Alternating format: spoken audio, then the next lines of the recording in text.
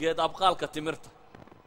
timirta geedkeeda yar ee la abqaalayo ee la beerayo ee geed weyn oo timir laga sugayo. timirtu waa dhirta dhagaha adag leh, yacni waa dhirta sanadaha laga dhur sugo, maaha dhirta inta maanta la beero sanadkan iyo sanadka labaad iyo meelaha wax laga sugo. waxaa laga yaabaa 5, 6, 7 sano inaad sugto. nebi maxamed baa wuxuu leeyahy calayhi salaatu wasalaam, haddii qiyaamuhu uu sanqadhiisii bilaabantay ama se uu dhacayo, midkiinna uu geetimireed gacanta ku hayo, haddaad awoodda buu nebigu leeyay inaanu qiyaamahaasi dhicin intaad geetimireedkaasi ka gaadhsiinayso, beer buu nebi maxamed leeyahy calayhi salaatu wasalaam oo ka gaadhsii. sawirka qofka caadigii wuxuu is odhan lahaa haddii malaha waxay ahaan lahayd haddaad maqasho qiyaamihii baa dhacayo dacalkuu soo taagayay inaad qof ku tidhaahdo astakfirullahda badi, ama waxaad salaad tukan karta salaad tuko, ama intaad wardigi karta wardi. halkaasuu qofka markuu u arko meesha uu ku degdegi lahaa waa halka kan. laakiin nebi moxamed calayhi salaatu wasalaam wuxuu u arkaa camalka dunida la qabanaya inuu yahay shayga aakhiro rajada weyn laga sugayo. hadduu camalku yahay mid waafaqsan sharciga islaamigii wixii uu faray, saasi daraaddeed buu nebigu calayhi salaatu wasalaam wuxuu leeyahay qiyaamuhu hadduu dhacayo oo midkiin gacanta uu geetimireed ku hayo falyuqrisha fain istataaca an laa taquuma xataa yaqrisha. haddaad awoodi karto inaanay qiyaamo aad ka gaadhsiin karto la boobi karto inaanu dhicin inaad beerta mooyaane beer baa lagu yidhi. xadiidkani waxa uu tilmaamaya markaa dadka muslimiinta inay yihiin dad muntijiina, dad wax soo saar leh, ummad aan ahayn caalla cala alukhra, dad kale u baahan. islaamku wuxuu farayaa ummadda muslimka ama qofka muslimkii inuu shaqeeyo, hanti iyo lacag uu soo saaro,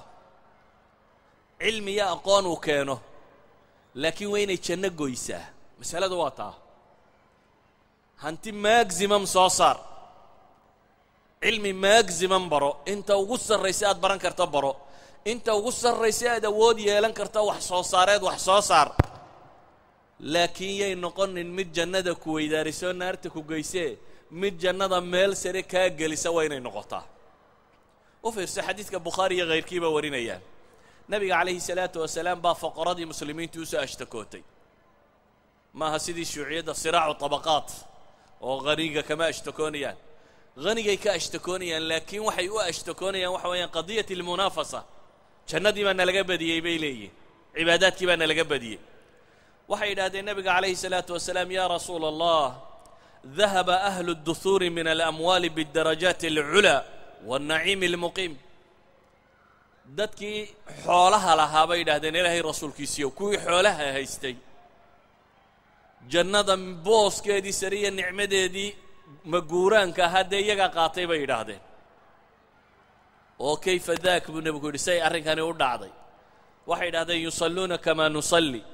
wayasuumuuna kamaa nasuum walahum fadlu min amwaal yaxujuuna biha wayactamiruuna wayujaahiduuna wayatasaddaquun. waxay yidhahdeen ilaahay rasuulkiisiiyow intaanu cibaado badan iyo samayno o dhan way samaynayaan, ma aha niman intay xoolo heleen meel fadhfadhiya oo dabeetana kolle baariisu duula kolle meel kale u duula. aragtidaa ma aha aragtidoodu, waa aragti xoolihiisa uu janno ku raadinayo. sida daraaddeed waxay leeyihin kow, sidaanu u cibaadaysanay u cibaadaystaan. niman xoolale oo xooluhu mashquuliyeen maahee waa niman xoolahana soo saara, cibaadaduna aanay dhaafin. yusalluun kamaa nusalli bay leeyihin, annagoo faqro oo cibaado shaqo ka haysanna sidaanu u cibaadaysanna si leeg bay u cibaadaystaan. saanu u tukannay u tukadaan, oo saanu u soonnay u soomaan. xoolo dheeraadana way hayaanoo xaj ay ku tagaan oo cimro ku tagaan oo ka jihaatamaan oo sadaqadaystaanna way leeyihin. nebigaa wuxuu ku yidhi calayhi salaatu wasalaam,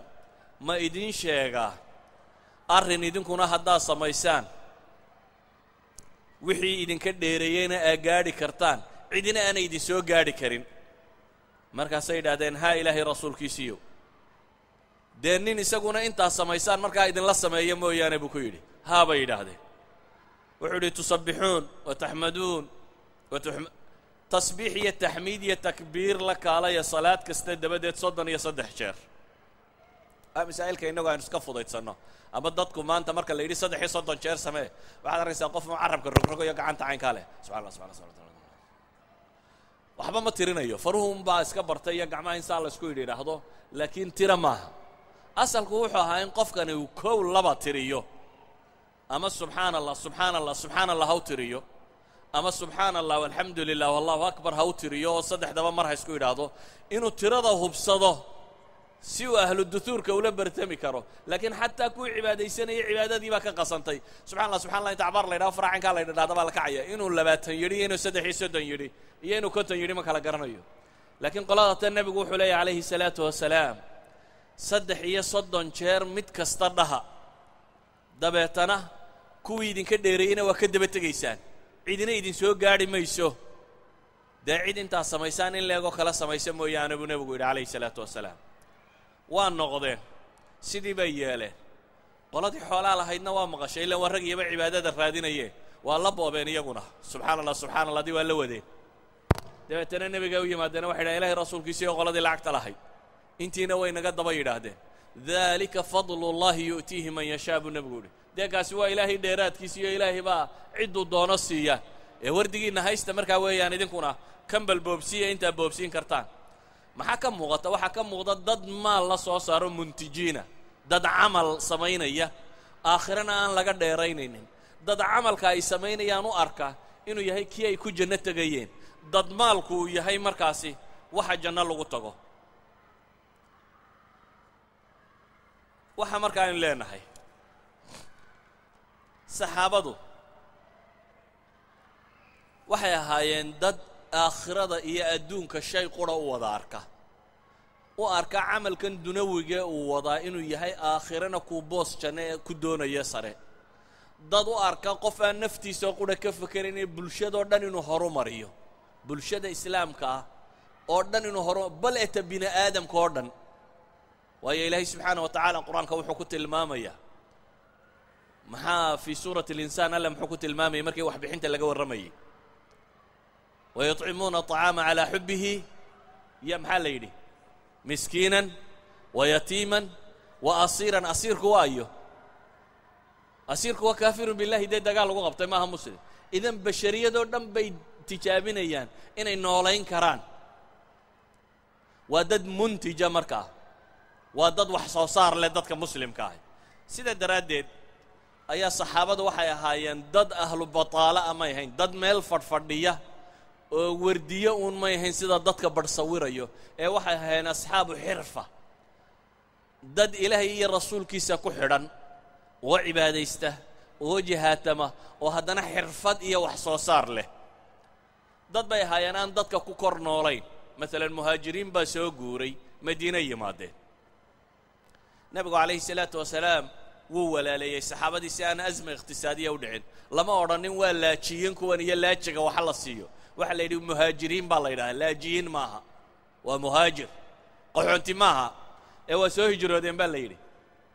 hijrada iyo qaxoontinimadu waa kala nooc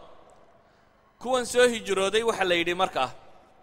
kuwii meesha joogaa lala walaaleeyey kuwii lala walaaleeyeyna xooluhu agtooda wax badan kamay ahayn sida daraaddeed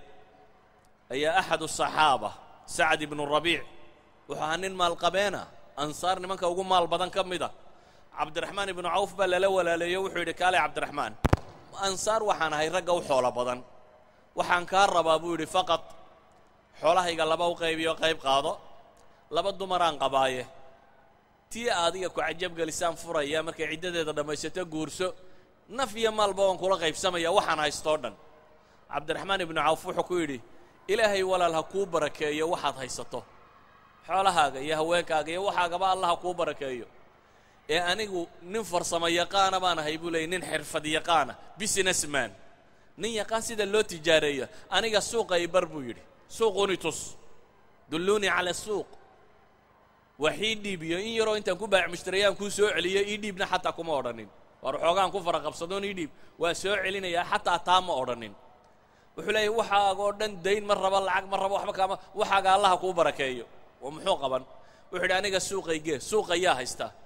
suuqa yuhuud baa haysataa suuqa madiine ee tijaarada reer banu qanuqaac baa gacanta ku haya iyagaa ah markaa casabu liqtisaad fi lmadiina